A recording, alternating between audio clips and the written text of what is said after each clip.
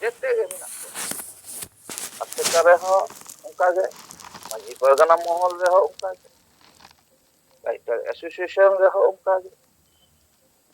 अदो आमा संगठन गे जदि बिकाउ संगठन खाना तो चेल कते चिकिया तेन भारत रे मारांग सामाजिक संगठन धर्मीय संगठन नितुम दो कना आरएसएस उनी संगठन सरासरी रोड गया याले बीजेपी ले वोट ले एमाया किदा ता कारण बटे भारत तो राजनीति से चला कना राजनीति से चला कना तेन 1925 साल रे बंगमा आरएसएस से जन्म लेना तेन भारत रे प्राय 25 टी बांग रहो 22 टी राज्य रे आया माने सरकार चला कना आरएसएस चलाते बीजेपी सरकार चला आलिदा अनुंकु आसेका 1925 साल कन को कमी कदा मेनखान नि धरी मिटन हो राष्ट्रीय स्तर नेता बनु को अनुंकु आसेका रे वेस्ट बेंगल में मिटन नेता उड़ीसा रे मिटन नेता असम रे मिटन आसेका नि नेता मेनखान मिटन राष्ट्रीय स्तर रे नेता दो बनु को और कमी तला तो दिन बको दिखाव दरे आदा जहाना किचे भारत रे आदिवासी से सरकार को दिमित करे उनका के मजी पर गाना उनका आसेका से नुकु कारण ते किंतु अड़ी को समाज रे अड़ी फुल विभ्रांत को फैला होगा और ओना खातिर ते सेंगल कमी रे अड़ी माने विभ्रांत को अबो 10 बार चला हुई कना मिटन कमी एक जगह संगठन विस्तार लगी कारण अब चलाव के बाद नुकु आसेका से मजी परगना रे नुकु चमचा को चलाव कते आरो विभान को कते को दो को सरकार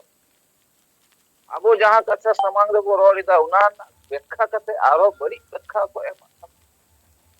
हजार कारण ते निम दिन ते होय सेंगल तला से मते भारत जकन में राष्ट्रीय स्तर रे में जुमिद दड़े तैयार को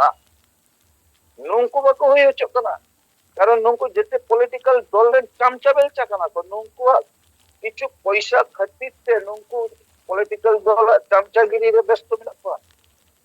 आर होयतो को पॉलिटिकल दल को मेता को कना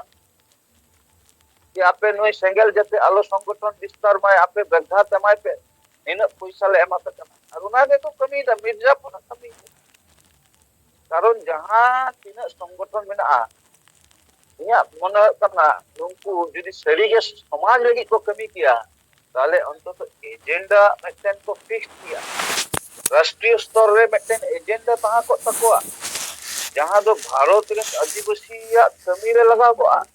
जैसे अब दो राष्ट्रीय स्तर रे मेंटेन फिक्स एजेंडा मेना जे सरना धर्म कोड जहां बंग जहां लिखते अब हासिल हुई तबना एकदम केटे अब रोडीदा ओना लिखते अब आत्मदाह ना हो कोशिश हुई ना अब तलाते बलिदान बो एम लगी तो अब को अरेस्ट के बुना अडिगान नेतृत्व नेता को अरेस्ट के बुना आउ अवी गंके हाउस अरेस्ट होइलेना तेन हो बको रोड दरे दा तेन हो एजेंडा बको तैयार दरे आदा निना दी के सरी के अब निना मारांग समाज राष्ट्रीय स्तर में मेंटेन एजेंडा फिक्स दुरकार इन दो बइन लेदा सेंगल तला तके हम है हुई कमी दी अमेरिकन आमा संगठन खन हतो नवा दाबी तो रखाब दरे जे धर्म कोड रे आले सहमत मिना लिया जते जहां नितुत तके हुई मा उनका बको रोडीदा उनका जे संसार से आदिवासी को गाड़ दो कना झारखंड पनो तले नो झारखंड रे जदी संताली परसी राजभाषा बांग हुआ ताले जे जोने झारखंड को